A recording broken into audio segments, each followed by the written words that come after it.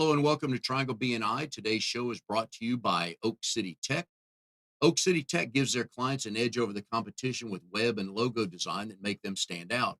They increase brand awareness, generate leads with SEO, and turn those leads into clients. Founded in Raleigh in 2009, Oak City Tech works with businesses, organizations, and brands around the country. Go to oakcitytech.com. Tell Dirigo you heard about it here on our show, and they can help you grow your business. Hi, everybody. My name is Mike Manning. Welcome back to Triangle BNI. Each week, we bring you a small business success story from Triangle BNI. And if you're not familiar with BNI, it is Business Networking International, the world's largest business networking organization.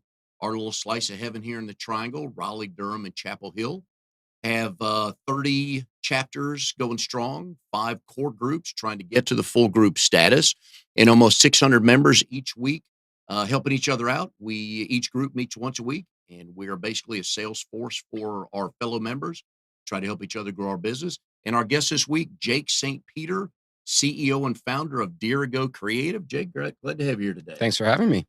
Jake is in RDO8 Triangle Business Connection. They meet Thursday mornings at 8 a.m. at Lucky Tree Restaurant on Hillsboro. You are the secretary treasurer there. I am.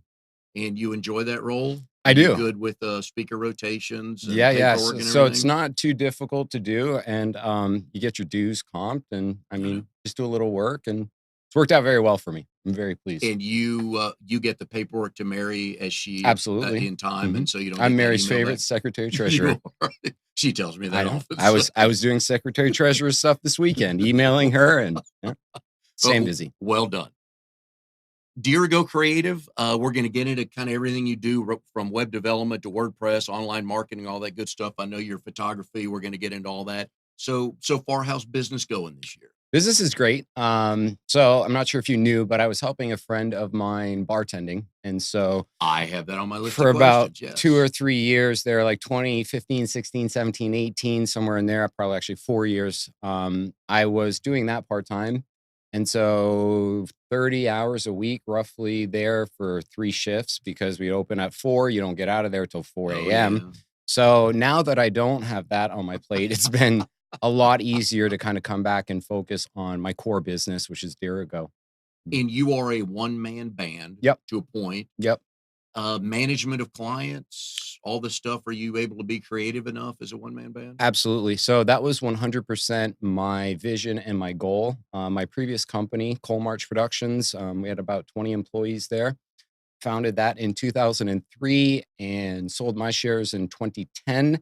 It wasn't exactly what I was looking for, in a sense. Like, it kind of developed and grew on its own and kind of morphed into a very intense web application programming company. Myself, personally, I'm not a programmer. So it was kind of, it would get frustrating at times. For example, if like a deadline was missed or whatever, I couldn't just roll my sleeves up and spend the weekend finishing up the job. I had to depend on other people, to say, hey, can you please get this job done? And so after about 6, 7 years of running that, I read The 4-Hour Workweek by Tim Ferriss, and I started kind of wondering to myself, why am I doing this? There's a lot of overhead in running that company. I mean, it was costing me, I think, $60,000 a month in expenses from payroll, which was the majority of it. But I got to the point to where I just didn't necessarily need all of the people anymore, in the sense that during this time, we were developing an enterprise level content management system, because there wasn't anything great out there like nowadays when we have these content management systems. So we were developing that, and while implementing our clients on the platform and also trying to continue the development of the system, which is very difficult. And so at that point in time, the company itself chose to move forward with Drupal, Cole March. And I was saying, what about WordPress? I think WordPress 3.0 is now a full content management system. And they were like, oh, it's just a blogging software, whatever. And so I was like, well, I think it's going to be kind of big. And so I branched off, and I wanted to create something that had no overhead. I also wanted to spend more time with my dogs. Yeah. I wanted to be able to work from home because of our line of work, where we can do Skype meetings or Zoom meetings, laptop. You can work pretty much from anywhere. And so to me, it's the laptop lifestyle. And I can just get up, jump in a car, drive somewhere for a week, and I don't have to worry Yeah. about being able to work. I can do all of that from anywhere. And you brought up an interesting point just in work life balance. And because a lot of people, when they're searching for a job, they want to find out what they want to do. And as I get older, I'm learning, let me find out what I don't want to Mhm, do. mhm. And you didn't want to run a big company with people in overhead. So That's there what you learned, right? overhead, I did not like at all. When I realized that, like, I could eliminate a lot of the overhead and then bring in contract workers as Mhm. needed, if anything was above the scope of what I can handle, which a lot of the times it's not, because my main focus is small to medium-sized businesses. At Cold March, we kinda did medium to almost bigger than medium, Yeah. so, like, YMCA of the Triangle, we had done that website, Susan Komen, different kind of larger scale websites, and I wanted to step back a little and be able to serve the 5 to 10 page client. And we'll get into this in a little bit, but because I felt like one of the biggest pieces that they were leaving on the table or not doing correctly was creating blogs, creating content. So I wanted to get them set up with a system that would be a nice, pretty website, but then also over time, they could continue to add content by adding blogs and stuff like that. So I wanted to kind of backstep a little bit and get into projects that, I mean, to be honest with you, I knew that I could pretty much do with my eyes closed. Like, Yeah.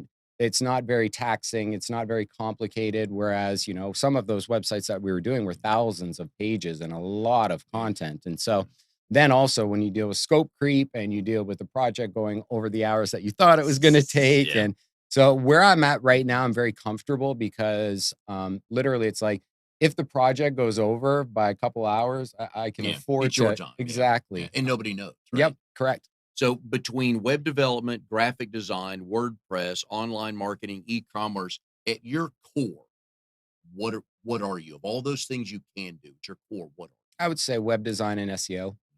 So my background was I started in 1999 at gotickets.com you? in God, you're Cary. young. Mhm. 1999? Born in 1980. Oh, killing So it. at 19 years old, I went to UNC Charlotte. I was Mhm. there for 3 years, dropped out mainly because they had no program for me. I think you referenced drinking beer, majoring in beer and things on your website. Yeah.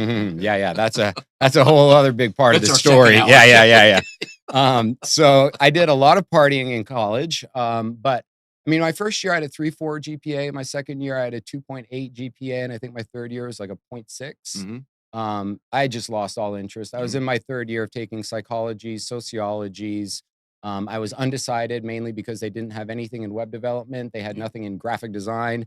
They were offering me that I could take like some pottery or something type art classes. And I Ooh. was like, listen, guys, my parents owned an art gallery growing up. They put me through watercolor classes and all that. I'm not a drawer and I'm not a Yeah. painter. I like to design things, but I don't freehand draw. Yeah. Like I don't draw faces and humans and stuff like that. And so after the third year and just realizing at this point I'm wasting my time, money, and parents were like, look, it's time for you Yeah. to figure this out. So I came back to Raleigh, and my mother worked in a building off Kildare Farm Road.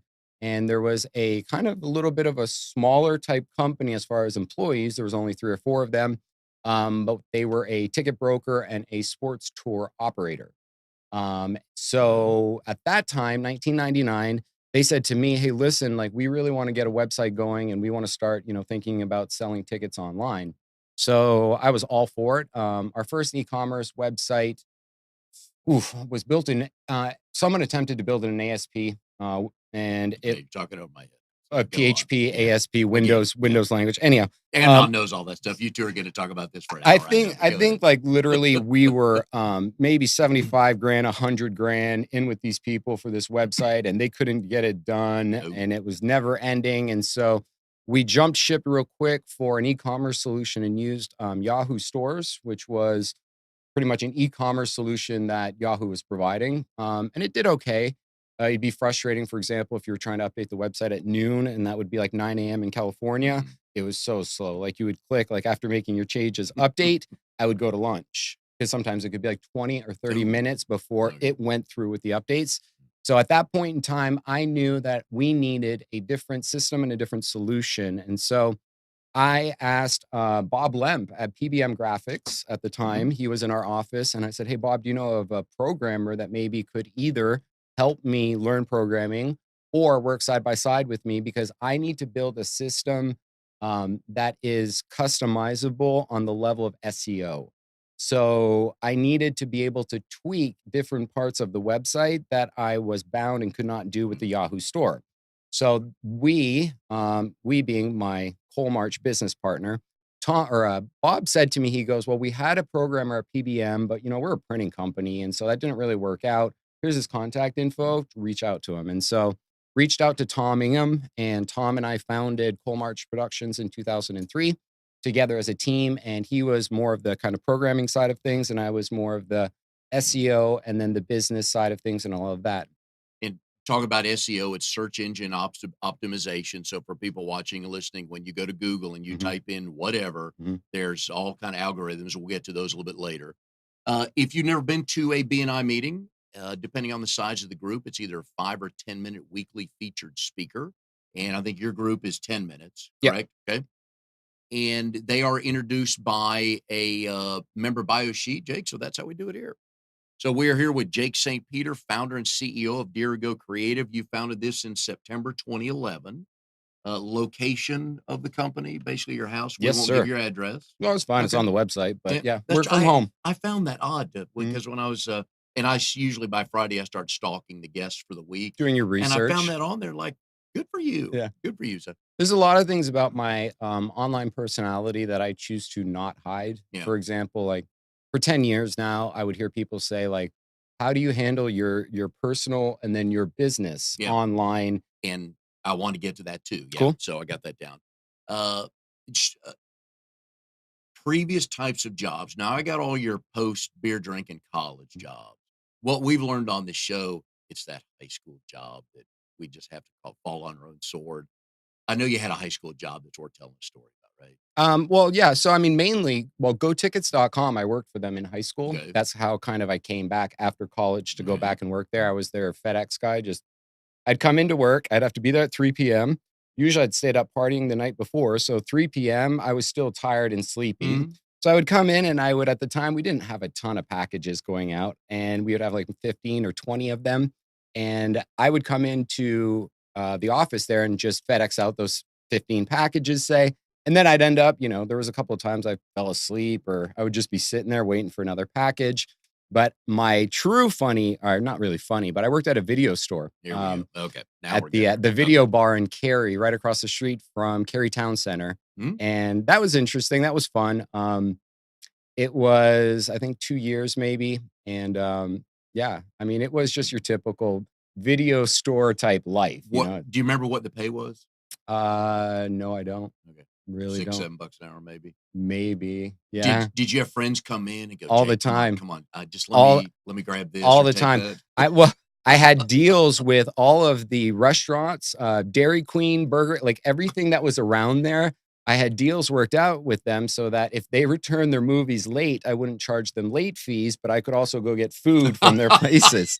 Now we So, got a yeah, story. yeah. Okay. I was networking and doing all I that. like the way you call that Yeah. network because it worked, right? Yeah, Everybody yeah. was happy. Yeah, Yeah. yeah. Yeah, I'm pretty That's sure that's funny. probably like There theft, but yeah. there's one Blockbuster left, Yeah. and it's in Alaska. I think I was reading. I don't think No, Alaska. it's Oh, I Mhm. thought it was no, Alaska. I thought we no, learned from no. somebody. Okay, but there's one. So the Yeah, video stores, and I remember those back in the day yeah. where, man, there's heck to pay if you didn't return it in time. But yeah, Oh, so those yeah, are yeah. funny. Next section is on family. Yeah. So tell us all about family. Okay, so parents currently reside in Florida. They just moved down right outside of Orlando. They had been previously here. Both were realtors in the Raleigh area. Oh, okay. And my sister is in Manhattan, and she is in pharma. She's pretty high up and Okay. big time in pharma. She's been doing clinical trial research for a decade, something Wow. like that. Right. So she actually retired 5 years ago, Good for her. and she recently has gone to work for a company called Ruby something. Or symbols Ruby, but she I think was just getting a little bored. They had a Yeah. really interesting project going. It was a lot of money, and she was like, Very "I'm gonna good. go and check this out." Who's older? My sister is about 18 months. Was she a good big sister? Oh, she was an Did she paint amazing. your toenails, dress you up, and all? She kept me out of a lot of trouble, a lot of trouble. I'll be honest with you, to this day, it was like after my sister and I separated, I was slightly lost in Mhm. life because for my whole existence, it was either, Jake, don't do that, or Jake, come on, we have to go now, or, like there was Nice. always someone or a barrier to support me. And then it was like I went off to college and I'm like, uh-oh, like What I'm all on my own right and now. what is your sister's name? Jessica. Jessica. I Hmm. know Jake's gonna forward this show to you, so we thank you. Hmm. He's an upstanding member of BNI here in the Triangle. So She's actually done an amazing job at kind of helping me grow into the person I am today. cool. Because when I was a kid, it was always a buck the system. It was always just I'm wanting to shocked. go, and Shocked to someone hear that. told me we don't want you to do that. It was like, well, I'm going to go do it, and we'll see what happens. Who'd you get the creative gene? I would say both of my parents actually. They were both entrepreneurs. First of all, Mhm, I grew up, watching them run, an art gallery in Montreal, which is where we grew up. mhm, And I kind of got a lot of the business sense or the creative side and all of that. My dad also did a lot of photography. The joke in our family is that I borrowed his Minolta camera when I was like 8 or 9, and then it disappeared. We have yet to find it. The joke still is to this day. It's like, well, maybe that piece that we're mm. looking for is sitting with the Minolta camera somewhere. Did you in fact borrow the camera? Yeah, I'm 99% sure that I brought it to college, and I think it got stolen out of Yeah, my yeah, house, I'll thrown a go with that one of one too. those parties or something like that. Did you doodle as a kid? I mean, were you always drawing? No, remember, like, I'm not a big drawer. Yeah, I don't but like something got you thinking about strategic things or I've always been, I'll put it to you this way, in high school, um, I disliked all of my classes except for probably drama. I liked drama, but what I was getting at was graphic mhm, communications. So in Montreal, we were fortunate that our high school, and it was very new. Actually, this was right outside of Toronto, but we had in the high school a shop class, woodworking class, hairdressing class, graphics communications class. mhm, And so I really kind of flourished in graphic communications. We went there in the first year when I was, I think, a freshman. We learned photography as well as development. And so we had dark rooms in there, and we would go out, we would take pictures, mhm, come back in, develop them. I think like the second year, I still remember his name, Mr. Durst. He said to me, he said, well, listen, you're a little bit advanced at this point to be taking this class kind of again. Why don't you sit down with Adobe Classroom in a book? And this was like on Adobe 3, I believe, 1992-ish area. And so that's when I started learning Photoshop, how to feather, how to select, how to all of those things. I worked through the classroom in a book for that year, and I would say that that kind of spurred the creative side of things, or really enjoying digital art. yeah, Being yeah, able to, whether it was from at the time, I was really interested in video, but you couldn't. I mean, yeah, even if you did, let's just say that your parents could afford to get you a video camera, and let's just say that you created something great, who's watching it? yeah, It I was agree. like there was no YouTube, there's no internet, there's no you'd have a VHS tape and you'd invite people over or go to their house and put it in their VCR. Like it didn't spread well. It was difficult to kind of get out there. And so Every when every time I have a computer person on, I have to ask, what's the first we always go to this. What's the first computer you worked on? And you two always whoever comes in here with Amnon, you gotta start laughing about going back. So what's the first computer I you think it worked was on? I think it was a I think Pentium 186. Is that possible? Wow.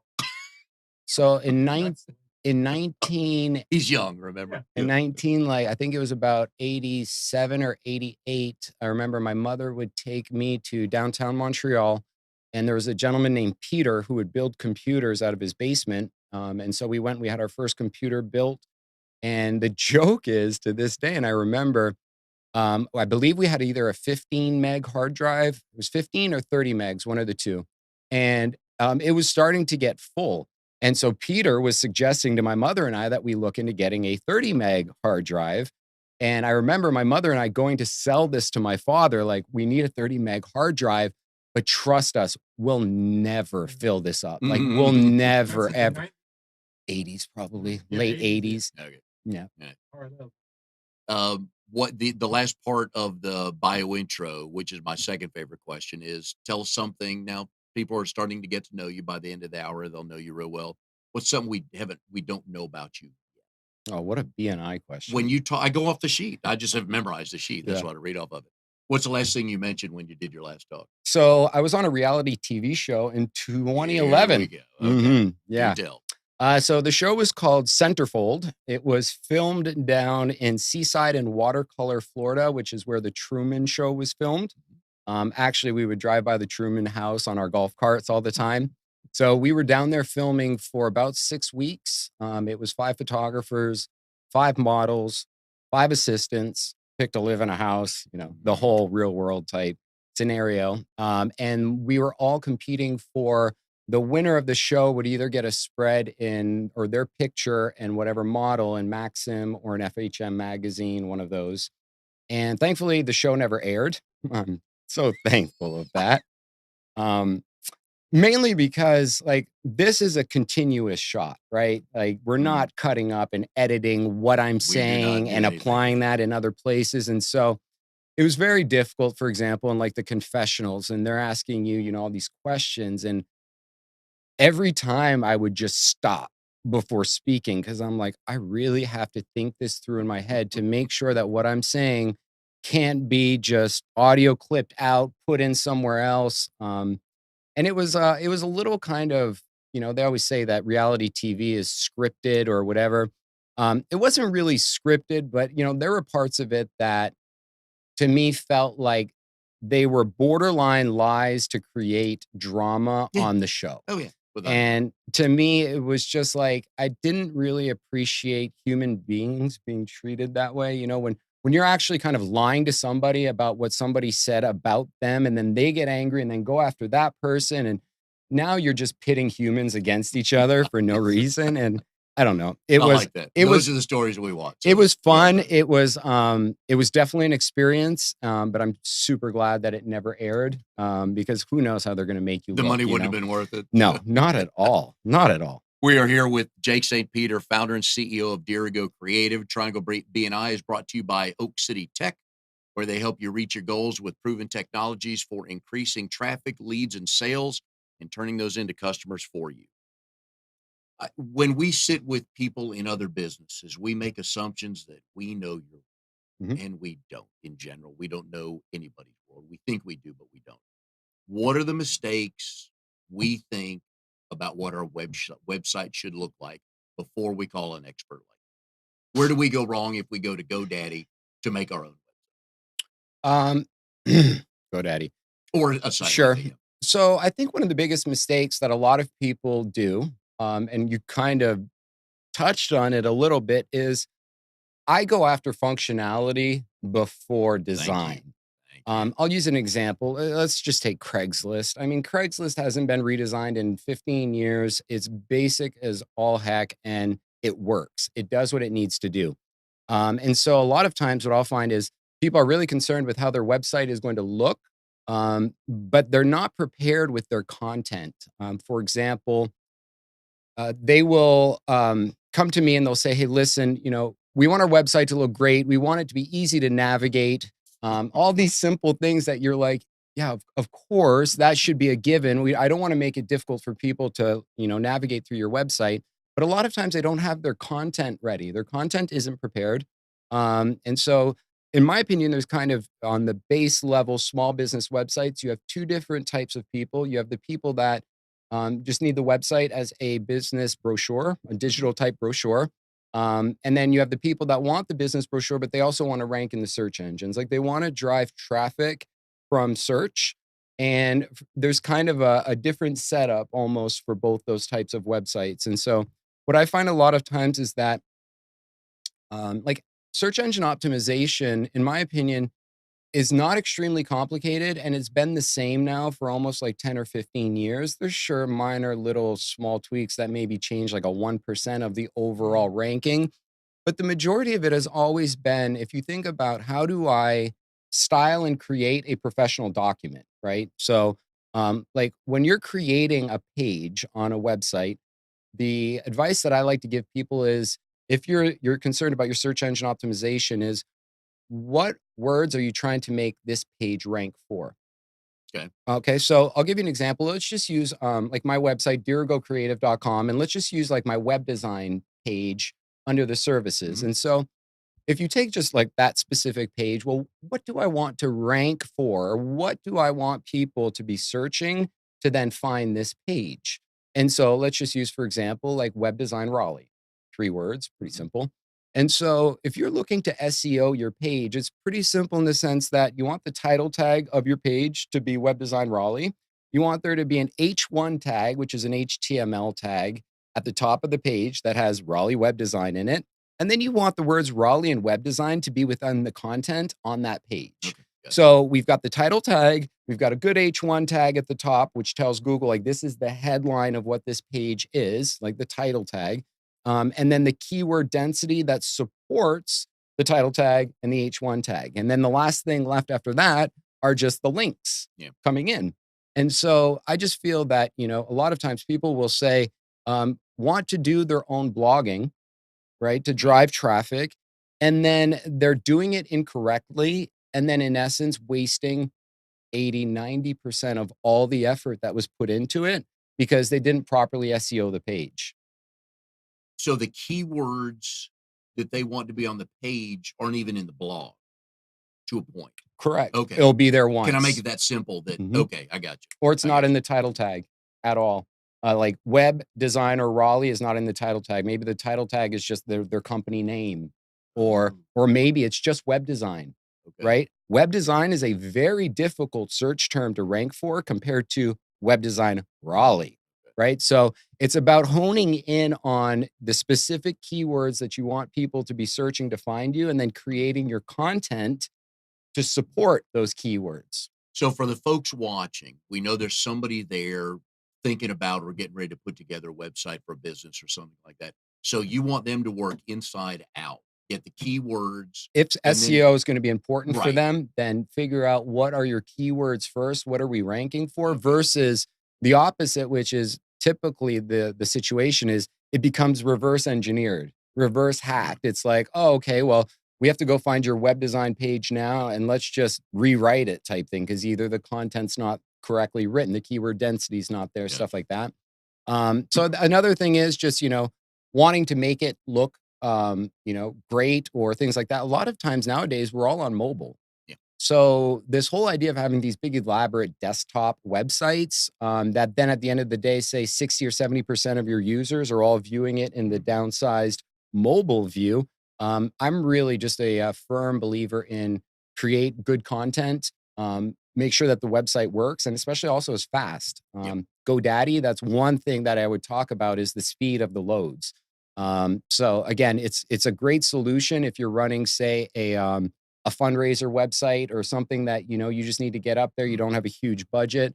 But if we're talking about this is your business, and you have to care about speed load times, who else is on that server with you? Yeah. So say for example, you and I are both at GoDaddy. We're on a shared environment, and you're running a good, nice, ethical business, and I'm spamming people or doing something. We both have the same IP address because we're on a shared server with one Okay. IP address. So you're kind of sharing the playground with all the other kids, and you have Okay. to hope that they're behaving, or else your IP can end up getting blacklisted, and then you're not in search engines, or your emails are bouncing, or Mhm. whatever, whatever. So shared environments Yeah. are a little dangerous in that department. And not to mention that to keep their costs down, you're going to be on like 5, 10-year-old servers that are just typically slower. Yeah. They're not beefed up boxes. And so that's where I've found some of the kind of problems with.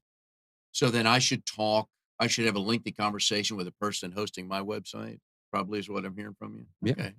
Give 'em a call over the Yeah. show. I'm sure you're on decent Yes. hardware. I believe that's what I'm told is what I'm paying for. The other thing that as I've learned, as I'm growing my social media stuff as well for the business coaching side of what I'm doing, the more people I hear talk, they just keep saying, folks, they just hold up their cell phone and say, everything's going to here, market to this. Because my boys are 32 and 29, and that's what their generation knows. If they don't get it on the phone, chances are they're not going to get anywhere else. I say that to say this, that the billboard, Mhm, you have 3 or 4 seconds driving down the road, mhm. and they want cursive and they want cool colors. It's like, so going back to your point of be simple, be straightforward, people overthink their web design stuff. Yes, absolutely. And it just drives me nuts. I love my favorite are the door magnets on your car that the font's like 11, Mhm, but it's got pretty colors. You can't read it even mhm. sitting next to them in the Yeah, yeah. stoplights. Like, No, I people, mean, come on. that's crucial. Your font size and your design and all that's very Yeah. important. But like I said, with it all kind of coming down to a mobile world, and now what they have is like we design for like mobile first, like actually designing the website and then doing your say desktop design afterwards. Because in essence, nowadays we're designing one website with like 3 CSS Yeah. definitions, one for your desktop, one for the tablet, and one for the mobile. And each one of them will take all the elements and either not show them maybe if you're on mobile Mhm. or rearrange them or and that's what we call responsive web designs. And that's kind of been, I would say since like 2010, maybe 2011, we've really been in a responsive type design world. Everybody's shopping on their phone, they're grabbing information on their phone, they're listening to audio, Mhm. they're watching video on that, so it's gotta be set up for the I just tell people, just whatever you do, just think about the phone. If Mhm. it works on Yeah. phone, it'll work, so Yeah. Mobile friendly and mobile first. Yeah. favorite if you could do It all over media again. What no, would no, I? no, no, Okay. no, no, we don't get there, you're Uh-huh. not that old yet, so, yeah. If you could do internet media marketing, content, all that good stuff for any celebrity, who would you could be their digital no, no, we gotta think bigger. We gotta think Man, bigger. that While is a good choice, we have to think bigger. that is a great question. Um, And it can be anybody. Give me 2.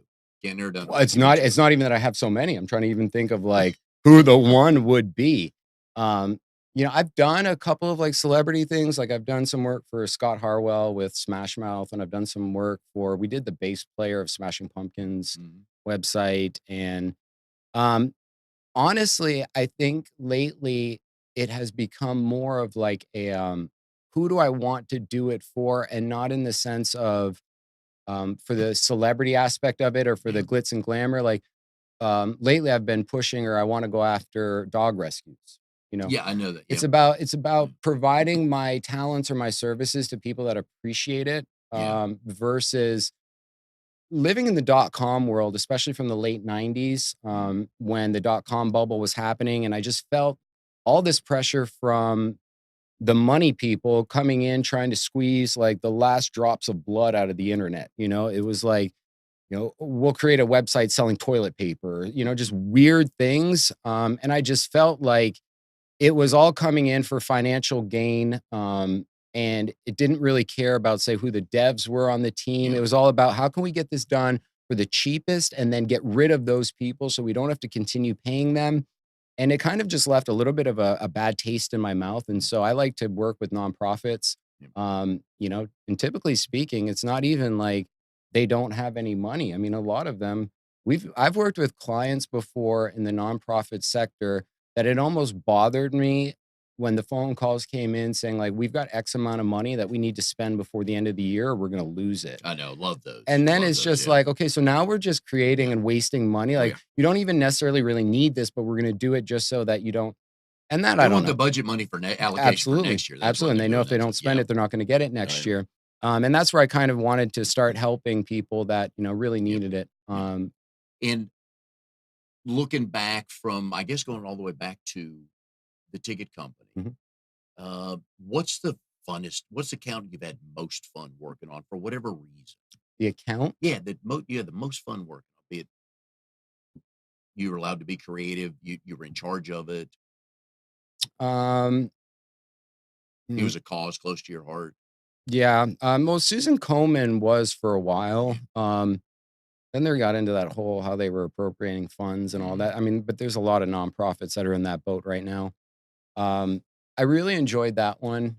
I think that one of the cool ones that we did for bicycle playing cards was we built a website for them that allowed for you would buy the box in the grocery store, wouldn't have any cards in it, Of what kind of cards?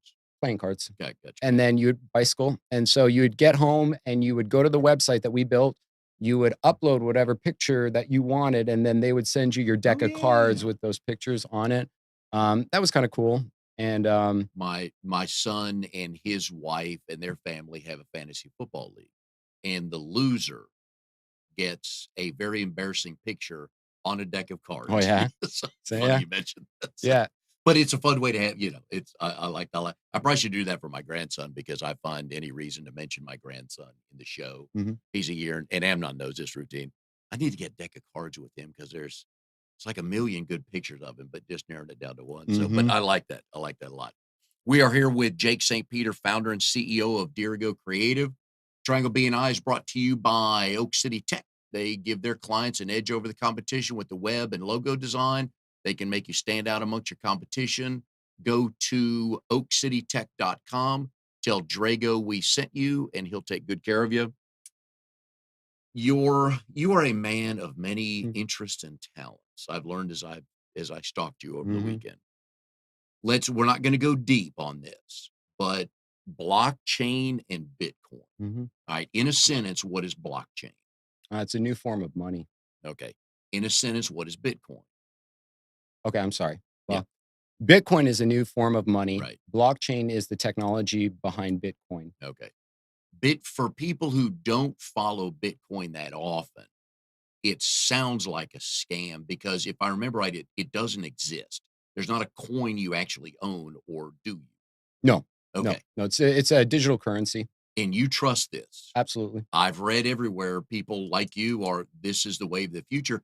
And I believe in South Point Mall, that's the one in Durham, the big one. Mhm, Am I saying South Point? mhm. You can actually buy stuff with Bitcoin. And we had, who was a realtor we had here a couple weeks ago? Geez, I should remember this stuff. You can actually use, somebody bought a house, part of the down payment was with Bitcoin. Mhm. So it's sneaking in, isn't it? I would say it's almost snuck in. It's just not like readily apparent yet. Yeah. For example, like you can go to Craigslist and you can search for cars or you can search for anything. And there's a Oh, you checkbox can. that says, cryptocurrency accepted. Okay. So there's a guy in my Bitcoin meetup group, Steve Jeffress, and he did a plot mashup of all of the Craigslist ads and how many of them were accepting crypto. And so don't remember the exact statistic right now, but it is still pretty low. I mean, it hasn't kind of reached a global, Yeah. level, but it's getting there. And it's slow by, it's baby steps, kind of in the sense that a lot of people, for example, at first were like, "Is this safe or whatever?" Yeah. Well, here we are, 10 years later, and it's still going strong. Still been running every single day. Never been down. Um, I feel so strongly about Bitcoin the same way that when I was in my teens, I felt about the internet and e-commerce. Mhm. If not more, because the internet, in my opinion, at that point, it was brand new and Oh, it yeah. was setting up its base. Now we already have the base. It's not going to take, say, for like the internet, it took it, in my opinion, about 10 years for it to kind of reach the masses where people Mhm. were emailing and stuff like that. Now we already have the foundation laid, all of Okay. the information we can communicate. So what this brings us is a new form of money that's easily transferable. There's none of this, printing more of it. There's only Yeah. 21 million. There will only ever be 21 million. There's about 85% of the Bitcoins are out right now. So it's like 18 million roughly are out. There's another three left to come out, but that won't happen for another 120 years. The last Bitcoin will be mined in the year 2140. But at that point, you're not even mining a full Bitcoin every 10 minutes. They're mining like, there's 100 million Satoshis, which is like a penny. There's 100 million of them in a Bitcoin. Okay. Towards the end, they're going to be mining like 5 or 10,000 Mhm. Satoshi. It'll Yeah. be a very small amount. But it's coming, and something for at least people to look into if they're curious about that. I think it's going to be like for right now, it's a great store of value Okay. because it is somewhat correct. I mean, like I can't go right now to McDonald's and pay in Bitcoin. Mhm. But when I said that there are kind of roundabout ways, like for example, on Cash App, which is owned by the Twitter guy there, Jack Dorsey, and Square and all that, they sell Bitcoin on the Cash App. So it's literally on Cash App, two sides. On the left, it's US dollars. On the right, it's BTC, Bitcoin. So you have two Okay. accounts. So let's just say that I had, some Bitcoin in there and I wanted to go to McDonald's right now. I can literally just sell the Mhm. Bitcoin on my phone. The money appears on the cash side, and then I can use my Cash App card. Okay. So there are kind of roundabout ways. There's a coin that allows for you to buy Amazon products for about 20% off what Amazon is selling them for. Really? So whether or not these people have stolen Amazon cards or that Turks and what Mechanical Turk by Amazon, where people get paid in Amazon cards and maybe they sell them back. But the reality is, if you're buying, say, a $100 product, you go and you buy this altcoin, whatever it is, and then you purchase it through there, and it's like they make the purchase over at Amazon and then send it to you or something. But in essence, you're getting the Amazon product for roughly like 15 or 20% cheaper. And you can go, there's a website now online that shows all the places that are accepting Bitcoin. Yeah. I think that one of the big changing factors will be with Jack Dorsey with Cash App. He's a huge supporter of Bitcoin. And all that it's going to take is for him to turn on Bitcoin and all of the POS systems that are out there through Square. So now you have anybody who's running a small store that accepts, the Visa credit Yeah. cards or whatever will also then accept Bitcoin. And I look at it as in the future, all of the currencies of the world will boil down into the Bitcoin. Like that will be the common denominator. We need to get to a point though to where we understand or maybe have a more familiarity with.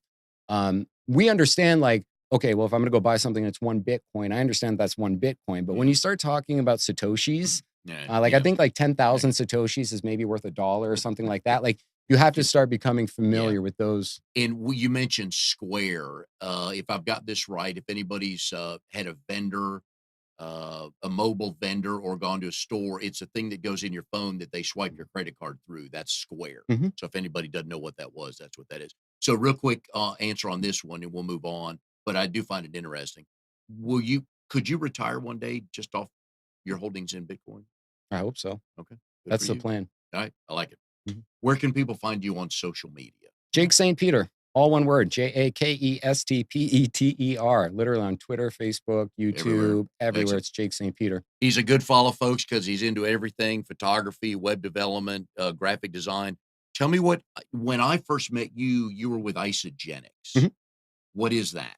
So I still do Isogenics. Yep. Isogenics is a health and wellness company. I'm the type of person that I really don't like to eat. Like it's really every day, it's like you have to go acquire the food, you got to prep the food, you have to eat the food, you got to clean the food. Like it's just a whole process. And when you live by yourself, half the time the food goes bad Yeah. because I haven't eaten it fast enough or whatever, whatever. And so a lot of times, like even back at Coal March, it would be like 1 or 2 p.m. and we'd be like about ready to faint, pass out. We're like, let's just go eat anything at this point. Like it doesn't matter. And so I always just really struggled with, 3 times a day trying to either find the food or find and eat good, healthy food. Like that's just so impossible to do Yeah. nowadays when you go out to eat to try and find somewhere that's healthy. And so in 2015, I got on Isogenics. I lost about 30 or 40 pounds. And I've kept it off because mainly I just drink 1 or 2 shakes a day. It helps That's make, it? yep, yep. And your body's getting everything it needs to Yep. get. They're full meal replacements, 24 grams of protein. And I'm getting all of my enzymes and all of that. And Yeah. so it's just a great quick solution. And when each shake boils down to, I think it's like $3.80 when I do the math. So for breakfast, I have a $3.80 shake. For lunch, 4 hours later, I have a $3.80 shake. And then I find something to eat for dinner. That saves your money to buy Bitcoin to retire. Absolutely. Now, I will say this because I've known Jake well enough; he'll appreciate this little shot coming. It's everything's a balance. As you walked in with your Diet Mountain Dew, Yep. everything's a balance, but it's a good lesson. You don't have to give up everything. You just Well, have to be smart about it, right? so balance and mainly the keyword moderation has been Exactly. something Okay. that I've struggled with my entire life. Um, I am definitely the addict like personality. I like to go hard. Uh, That's when you said earlier you do a lot of things, and it's mainly because I find things that I find are interesting. I want to master them. I become obsessive with them. I'll spend 4 or 5, 6 hours a day just trying to figure out the puzzle or re engineer it. And then when I figure it out, I sort of kind of lose interest. So like growing up, I played guitar for 5 hours a day. I still pick it up and strum every now and then, but like it's no longer that same obsession. Or like my obsession with learning photography and light, or yeah. my obsession with learning, web design, or I find these different kind of verticals and then I just dive right in and I get very psychotically obsessed with it. Being from Montreal, how fluent is your French these days? That's a great question. As far as these days, it was 100% fluent. Mhm. Because we were landed immigrants from the United States.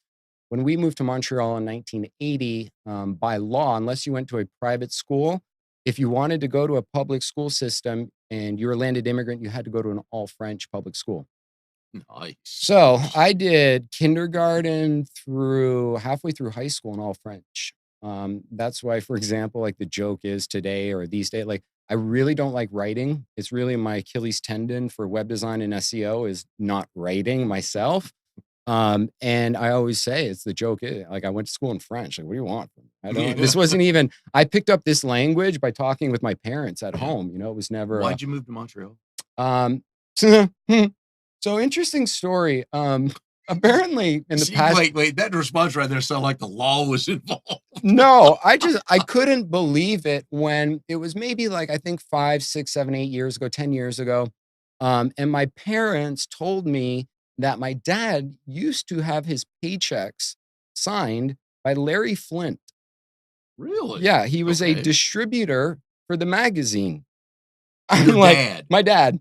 I'm for like, Hustler. and I my like parents that. say, we told you that. And I'm like, no, you never told me that. And so apparently my mom was pregnant with my sister. My dad was going on a business trip. A woman named Bambi or Barbie or something like that showed up to the house to get my dad. They were going to the airport. And I guess when she was leaving, she said a comment to my mom, like, oh, don't worry, I'll take really good care of your husband while we're gone, or something like that. My mother called him at the airport and said, I want you to quit that job. And so he then managed to see or to find that there was a book like remember how we had the CD distribution through Oh Columbia yeah. Records and Oh all that? gosh. He went and worked for a company in Montreal that did the books in the very similar fashion or whatever. And because he was from Maine and he had college in French, because in Maine, there's a lot of French in and around Yeah. there. And then in college, he took French as well. Um, he was a perfect fit for that position. And so Hmm? literally we all moved to Montreal in the 80s. And I loved growing up there. I love that city. I love the culture. I love Suburbia. everything about it. But during that time, it was a very difficult time because of the Bill 101 in Quebec was trying to separate from Mhm. Canada, which caused a huge recession. And you can only imagine that during the 80s in this recession, people aren't buying art when there's a recession. And my parents owned an art gallery in Okay. Yeah. Montreal. So towards the end of the 80s there, it was getting pretty tough. And I think our house was on the market for roughly about 5 or 6 years before it finally sold. And as soon as it sold, we beelined it to right outside of Toronto, in a little town called Peterborough. And then, like, literally, we were managed to get out of there, spent a year or two in Peterborough, and then we moved back to the US. Wow. And we picked Cary because my dad's sister was in like Greenville, South Carolina. Yep. She said, I keep hearing a lot of good things about this Cary place. And so my parents came down, they visited for a weekend. My sister and I threw one hell of a party at the house while they There were you go. gone. And they came back and they said, we found a house and we're moving. And I yeah. enjoy having, well, I love doing this show. So every week I learn something, and I always like to find a guest that's a first of something. And I think you're the first one with ties to distributing Hustler magazine. Mm, So glad to have you on the show. They never get your I no, know. Yeah. when you were a kid. no. If you, I love the parents. We told you that, Yeah, right? you knew that, right? And it was right around the same time because I was assisting 2 or 3 different Playboy photographers down in the Virgin Islands in like 2009, Nice. 10, 11. That's how I got on the reality TV show Yeah. was a guy from Toronto had come to the Virgin Islands. They were week-long nude work Photoshop or workshops. The models, not the photographers. Correct. Okay. Yes. So So you got you're like fully clothed yeah, working. I Okay. was clothed. But so there was a lot of kind of connections made in that department, especially as far as the people that were coming in to take the workshops. You get a Yeah. lot of kind of wealthier men from all across the country and the world. So yeah, there was I think that's roughly around the time to where like my mother was like, well, your dad used to work. And I'm like, what? There's your next scheme right there. Get all the rich guys, fly them in, and Yeah. do photography. Nope. Oh, Nope. yeah, that's true. Mhm. All right, now I'm going to come back to a question I asked you earlier when Yeah. I asked you which celebrity. Okay, I don't want money doesn't matter.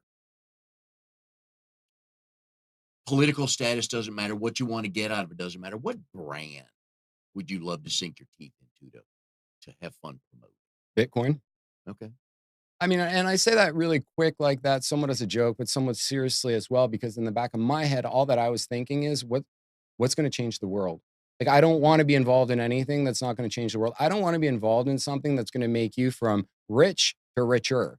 Like, I want to go and try and it's frustrating because it's like you see technology as fully capable and competent to be able to change the world and make big, swift Yeah. changes. And I've always considered myself a hacker, not a computer hacker. I consider hackers people that the status quo and they want to change it because they think that with small tweaks and turns, they can make it a lot more efficient, and kind of giving up the whole mentality of, well, this is just always how it's been. Yeah. Like, I don't really care how it's always been. We're moving forward. What can we do different? And Right. so, Right.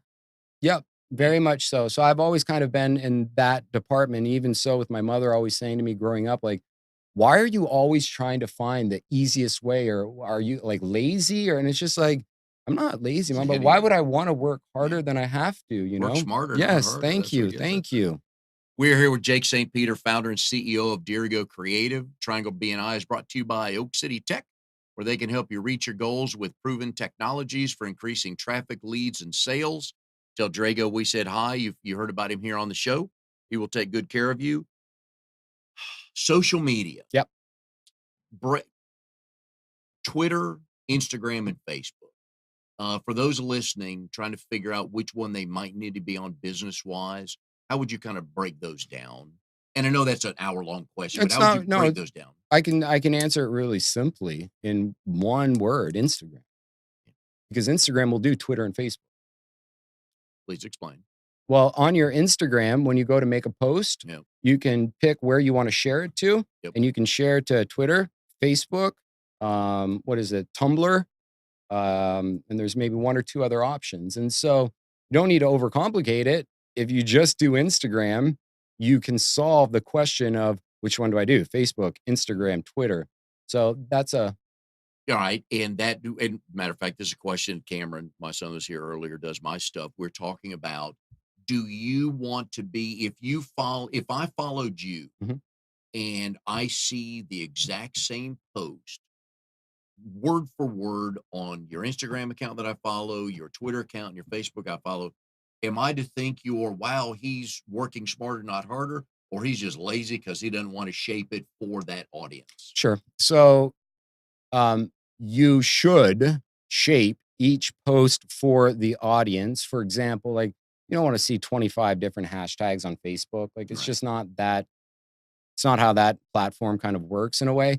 Um, what I'm saying is, first of all, if I see the same content twice, there's plenty of times to where I've liked someone's content on both platforms Mm, or on all three. Like, if it's something that I really liked, I'm going to like it on Instagram just like I liked it on Facebook. I don't necessarily think that they are lazy per se. I just know that I'm reading their data on a platform that's not necessarily their main platform, but they want to make sure that the people on that platform are still aware of what they're doing. so they're writing it for Instagram. It's what they're doing is tailored for Instagram. It just happens to show up on other Yeah, so platforms. me, for example, like when I do a social media post, the majority of the time I'm going to do it from Instagram. Mhm. I'm going to do it from my computer, actually. On a Mac, there's a program called Flume, Flume, which allows for you to make all of your Instagram posts from the actual desktop, Ooh, which is nice because you can nice. use the, typing and all that. Um, and then once I share it out, I will then come back to Facebook and I will massage the post in the sense I'll clear out the hashtags. I'll maybe add the location if I didn't already in Instagram. I'll tag people if I Yep. can tag people. So I kind of started from one area to just get the meat and potatoes pushed out, and then I can kind of massage it in the different platforms. And for those people listening in the 55 and plus age group, which I'm in, when we talk about platforms, that's just a simple word for Instagram's a platform, Facebook's a platform. So when you hear that word, that's what it means. How do you're in this world, you know this very well. How do you, when you follow somebody on Twitter, Instagram, all the good stuff, how do you know they know what they're doing by reading their post? what word or phrase or just the style tells you, you know what, they know what they're doing. So a lot of above that, usually a lot of times I'll look at the ratio of their followers versus following to get a sense for anytime I see somebody on Twitter or Instagram that is following 20,000 people and has 20,000 people following them, to me, I'm just like, what is this? Is this just you follow me, I follow you type thing? Or you'll see people, and this is pretty common. I mean, it's very affordable to go out and buy 10,000 crappy followers, you Right. know? So a lot of times, like some of the first things that I look at is how many people is this person following? Like, I like to see that they're following 250 people, but have 25,000 people following them. You know, it shows to me that they're not just following anybody and everybody. I mean, you really want to kind of hone in what you're following so that your content is engaging and not just following everybody. Do you like a good mix of personal and professional to Love it. kind of get to know the person? I love it. And I asked you that because last night we all have our favorite B-list movies, and mine is Streets of Fire. Don't know it. Oh, love that movie. It was these were these people before they were. Diane Lane was in there, Rick Moranis was in there, Willem Dafoe, Bill Paxton. Okay. It's a B-list movie. I think it cost 13 million to make and grossed 8 million, but stuff like that. So I posted yesterday, hey, we all have our favorite B-list Hmm. movies, and I just put the picture out there of Hmm. the art cover Hmm. and just having some fun. So you like when people you want to get to know who you're following to a point. I want to get to know who I'm following, but I also want people to get to know me. And I hate um, faking, or I hate trying to put on a facade of, either, oh, I'm perfect, my life is great, look at how Oh, happy I am every day and all jeez. that. Like, I truly enjoy digging deep and pulling out some of the dirtier stuff like addiction, or whether all of these topics that we don't necessarily like to talk about, but we know that everybody's dealing with it one way or another through an immediate family member or something like that. And so I like to kind of keep a rule of thumb or a ratio that I kind of like to go by is like a 14 posts per week. I was just gonna ask you. Okay, keep Having talking. Yep. having about 4 of them being like really hardcore sales posts. Like, here's a website that I did, contact me if you need a website done type thing. Mhm. But making sure that in between there that it's a lot of non-work related stuff. People don't want to follow somebody to just be sold to on every single post. It's like, you know, um, wine and dine me a little, like entertain me somewhat.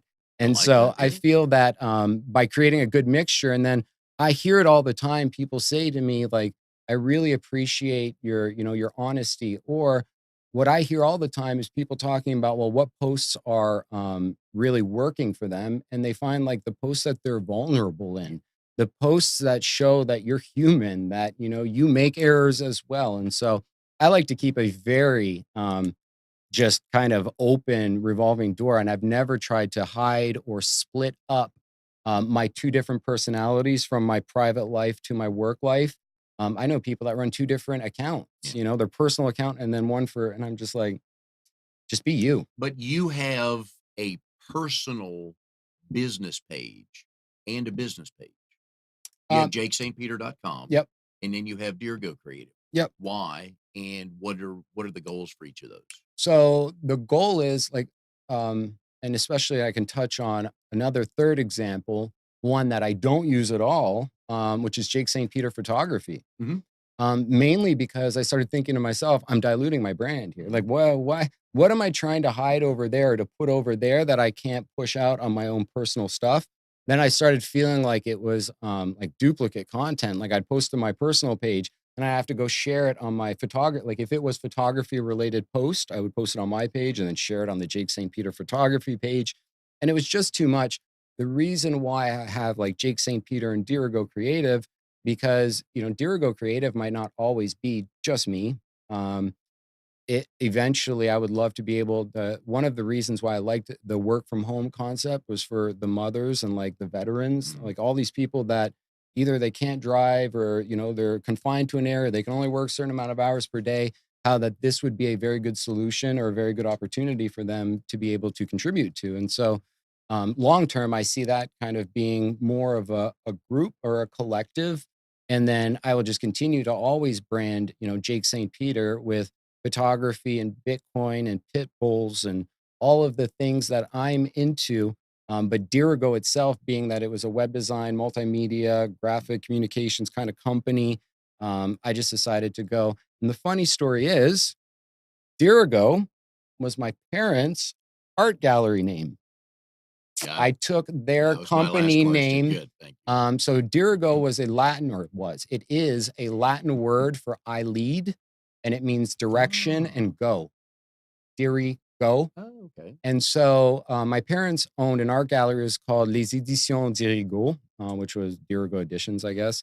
And fast forward to when I was trying to name the company, I wanted to bring that back in, but I also felt that because one of my biggest drives was to kind of show people how to create blog content that would then rank in search engines to drive more traffic into their Mhm. website, it was I want to be leading these people on what they need to be doing, how to generate more revenue, how to kind of do it more a little bit themselves.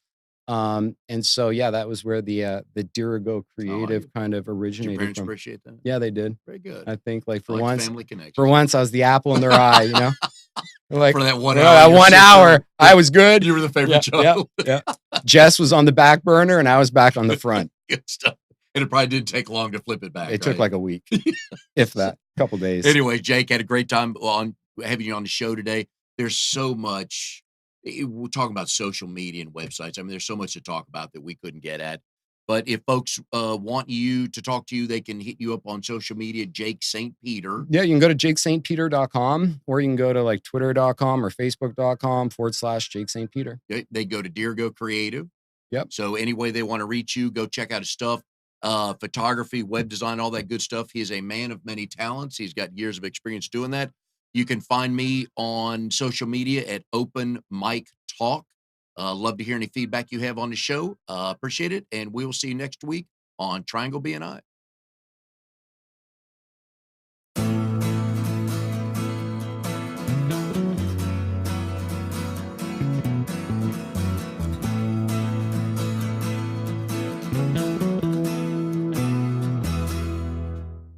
You are tuned to the Nissan Communications Network. If you tuned in too late, you can always watch each program in its entirety or download an MP3 audio file of it in the archives section at nissancommunications.com. Don't forget to subscribe to our YouTube channel, follow us on Twitter, and like us on Facebook. Sponsored by Telestream's Wirecast software, StreamingGear.com, Carolina Apparel, and DeltaForce.net.